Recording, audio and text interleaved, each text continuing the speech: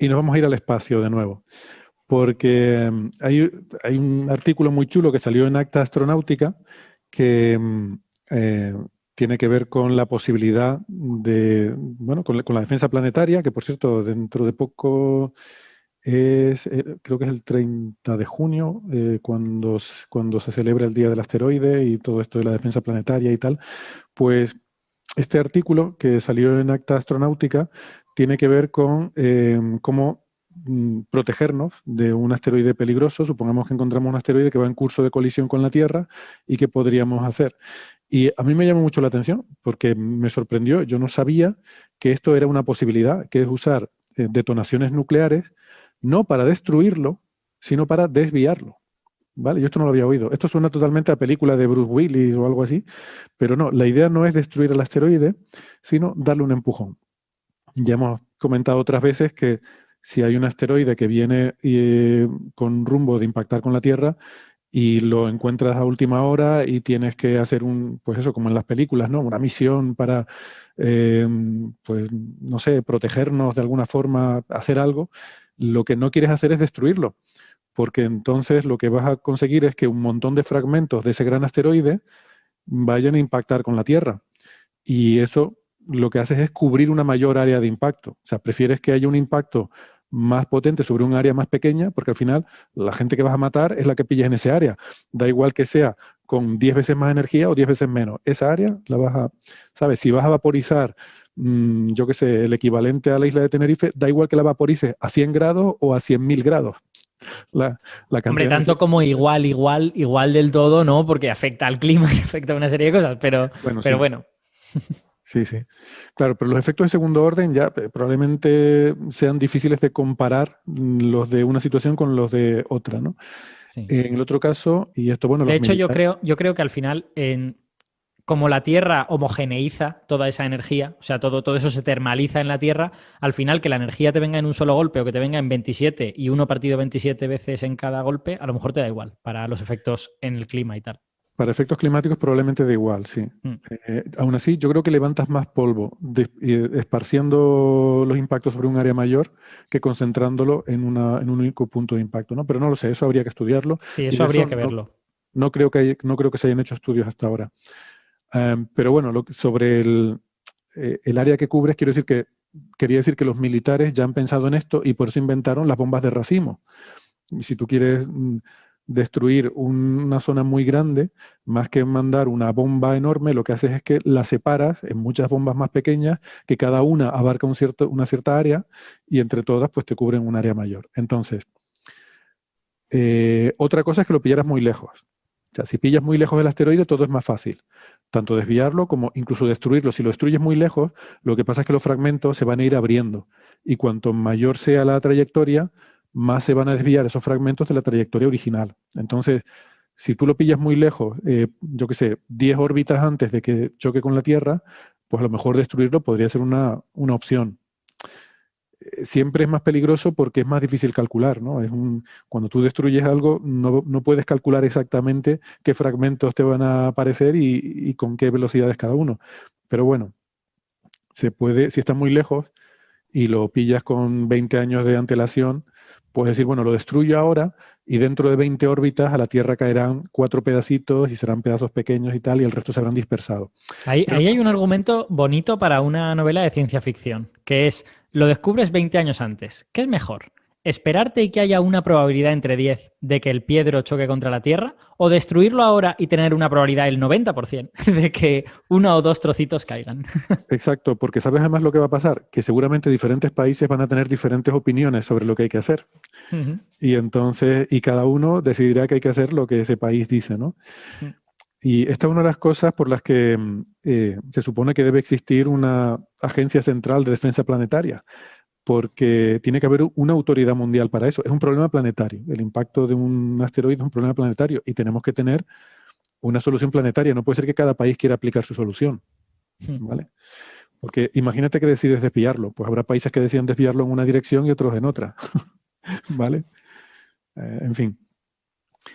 Entonces, pero el argumento de película no sería tenemos 20 años, sino sería tenemos algo que lo tenemos ya casi encima. Entonces, ¿qué podemos hacer? Si está casi encima y lo destruye, lo más probable es que sea peor.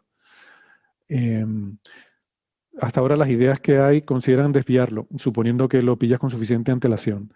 Y ahí se va a hacer esta prueba con el asteroide Didymos, que es un binario, Didymos y dimorfos, que se le va a hacer con un impactador cinético, se llama, que es que simplemente se le va a dar un golpe para intentar perturbar la órbita de ese satélite. O sea, es un asteroide binario.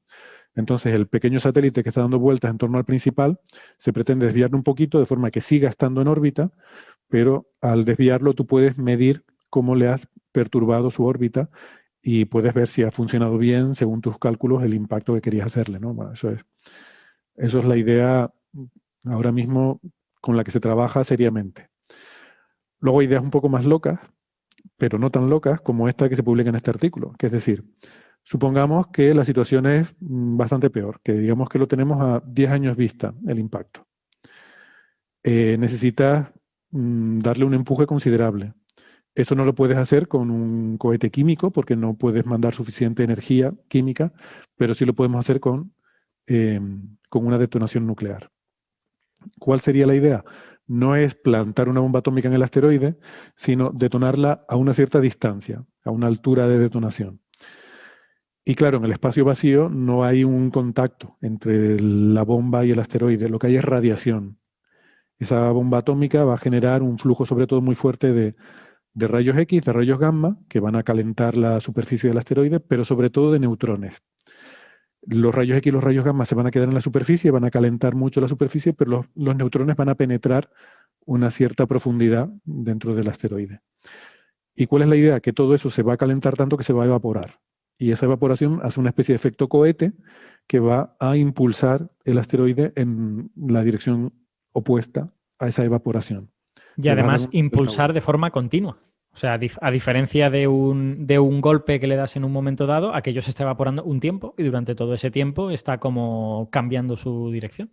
Eso es.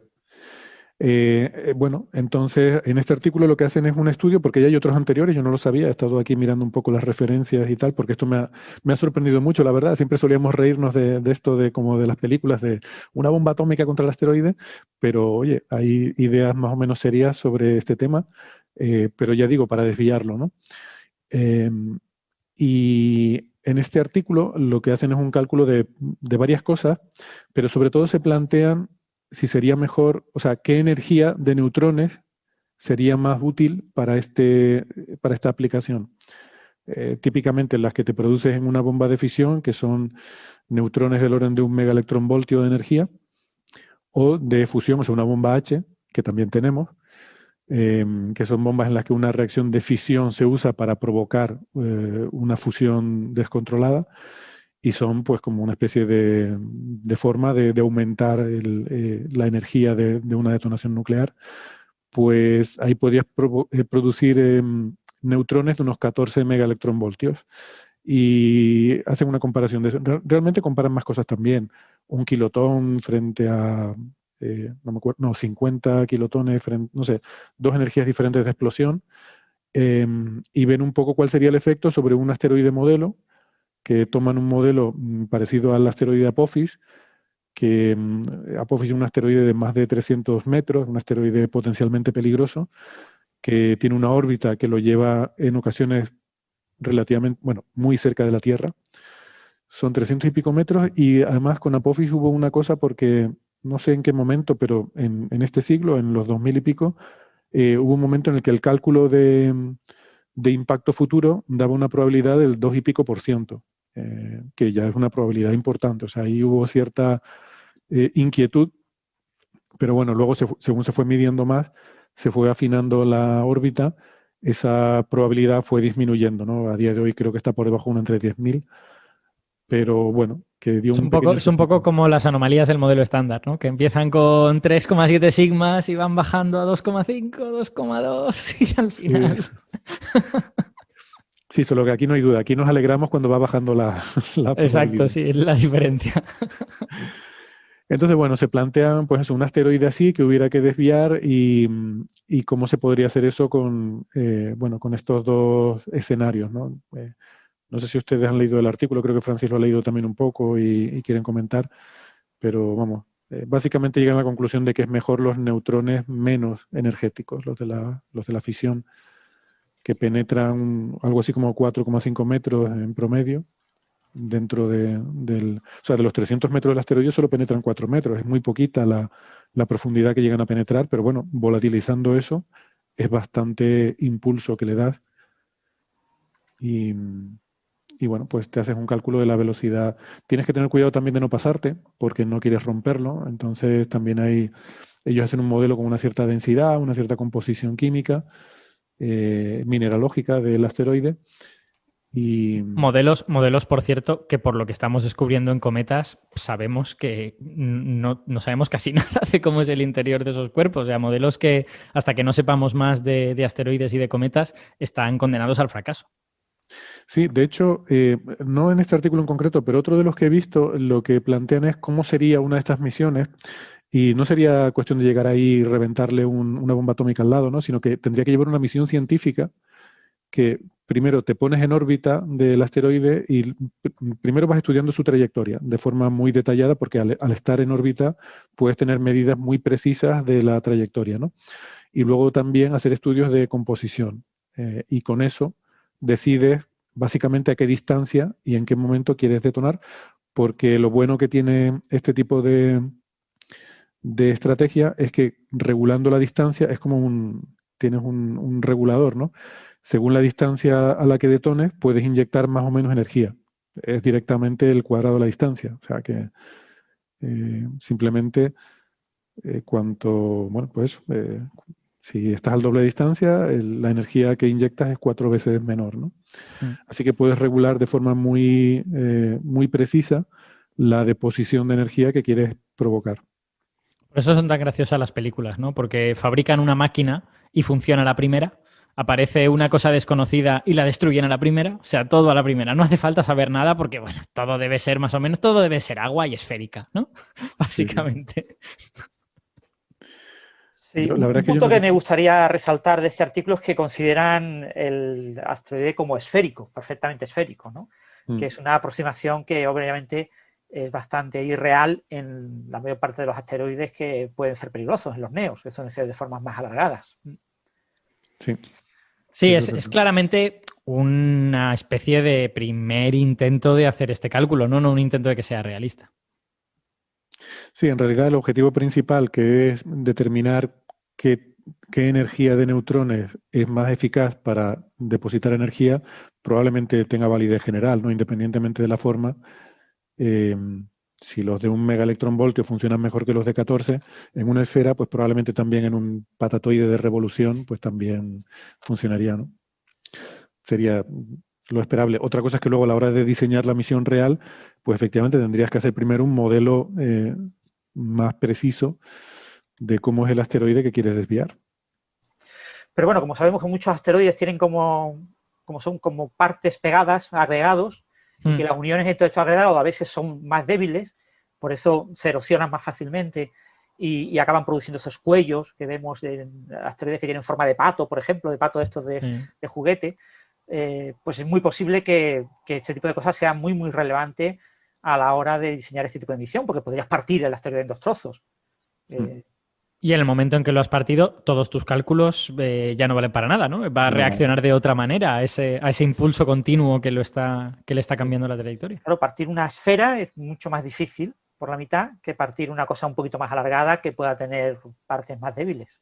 Es que muchos de estos asteroides son Rubble Piles, o sea, son un conglomerado de cosas más pequeñas, ¿no? O sea, que yo creo que el siguiente paso en esto sería efectivamente cómo reaccionarían un cuerpo de este tipo a un intento de desviarlo, ¿no? Bien sea mediante esta técnica o con un impactador cinético. Y otra cosa relevante es saber qué es lo que hay debajo de la superficie. Porque, yo, por ejemplo, no recuerdo cuánto, hace unos meses o unas semanas, salió un nuevo modelo de la superficie del Churyumov-Gerasimenko que explicaba por qué no había sido capaz Philae de agarrarse, porque a lo mejor había una capa muy fina como de regolito de ciertas características y después otra capa con unas características muy distintas y tal. Entonces, yo supongo que esto afecta a estos modelos, ¿no? Porque no es lo mismo tener en esos 4 o 5 metros a los que les van a afectar los neutrones, no es lo mismo tener una capa como de polvo separado de vacío que otra capa mucho más compacta, ¿no? Eso va a afectar a la profundidad a la Claro. que llegue. Si ellos asumen aquí una composición de silicatos, o sea, hay una serie de parámetros que fijan, ¿no? Y yo creo que mira, lo que voy a ver era la comparación de energías era de 50 kilotones y un megatón, que, que son las energías que usan. Am, eso, el principal cuidado que tendrías que tener es ver cómo puedes depositar suficiente energía pero sin romperlo. Entonces, a lo mejor habría que hacerlo de un par de veces, no sé cómo, mandando a lo mejor una misión doble con dos explosivos. Sí. Bueno, y tenemos la misión DAR, ¿no? La misión esta que iba a ir al Didymos a ver cómo lográbamos desviarla un pelín o algo así, ¿no? Sí, sí, eso es lo que decía al principio, ¿no? Que en ese caso no hay nada nuclear, es un impactador cinético. Esa es un poco la idea que hay ahora mismo, ¿no? Pero eso requiere, claro, la energía que puedes llevar es mucho menor. Está bien porque tienes menos probabilidad de romperlo, pero necesitas tener mucha más antelación en el conocimiento de la trayectoria del asteroide. O sea, tienes que saber que, yo que sé, que este asteroide peligroso va a impactar dentro de 100 años, por ejemplo. Sí, porque en un impactador cinético la energía viene de la velocidad que le has conseguido dar a la nave, mientras que en una misión nuclear tú puedes extraer energía que está ahí dentro, que está dentro de la masa que has mandado a la nave en forma de energía nuclear y la puedes convertir en partículas yendo en todas direcciones. O sea que, Mm. digamos, la densidad de energía aprovechable en un objeto nuclear, en un impactador nuclear, es mucho mayor Es mucho que en... mayor. Sí. Mm. Sí, nosotros de hecho estamos bastante limitados en cuanto al delta de V que podemos sacar. O sea, ya salir de la Tierra nos cuesta mucho. Mm. Eh, Normalmente vamos con muy poquitos kilómetros por segundo de margen para poder hacer un impacto, ¿no? Imprimir un delta V a un objeto. Sí que es cierto que si eres hábil, por ejemplo, cerca del perihelio, un objeto que tenga una trayectoria muy elíptica, que claro, probablemente no sería el caso de un asteroide peligroso, pero un objeto que tuviera una trayectoria muy elíptica cerca del perihelio, un delta V que le imprimas, tiene luego produce una desviación mayor. Eh, Esto se sabe, por ejemplo, se usa mucho en las maniobras de asistencia gravitacional. Normalmente se hacen cuando pasa cerca del perijovio, si son en Júpiter, o del objeto que vayas a usar, ¿no? Porque ahí un pequeño cambio, un pequeño delta V ahí te cambia mucho la trayectoria luego de salida. Así que, bueno, con estas misiones también habría que estimar cuál es el momento óptimo de hacer una intervención. Probablemente no sea cuanto antes mejor, que bueno, sí, en principio cuanto antes mejor, pero si es cerca de un perihelio, pues mucho mejor porque amplificas luego el efecto que tiene el delta de V que puedas aplicar. Bueno, la moraleja con todo esto es que lo importante es sobre todo tener un buen catálogo, que tú conozcas bien y tengas bien medidos todos los asteroides potencialmente peligrosos, ¿no? Aquí se habla, bueno, la definición de potencialmente peligrosos creo que no lo hemos dicho, pero son asteroides que se acercan a la órbita de la Tierra, que se acercan a una distancia menor de 0,05 unidades astronómicas y que sea al menos de 140 metros de diámetro, porque eso ya es la consideración que te da, bueno, algo que puede ser pues, muy catastrófico, o sea, que en el caso de caer en la Tierra pueda tener consecuencias de megamuertos, ¿no? Como decía, creo que Bernabé. Y de eso se estima que conocemos algo así como un tercio de la población. Sí, yo en realidad la moraleja que sacaría es que nos den 100 años más, que ahora estamos ocupados. Dentro de 100 años ya que empiecen a venir. Pues eso, o sea, conocemos un tercio. Esto lo que dice es que tenemos que ponernos las pilas en tener mejores sistemas de detección. Se espera que, bueno, que en los próximos años efectivamente esto mejore mucho, ¿no? No solo con el Observatorio Vera Rubin, sino con incluso misiones específicas como NEOWISE que están previstas para justamente eso, ¿no? Ampliar el catálogo que tenemos de objetos potencialmente peligrosos.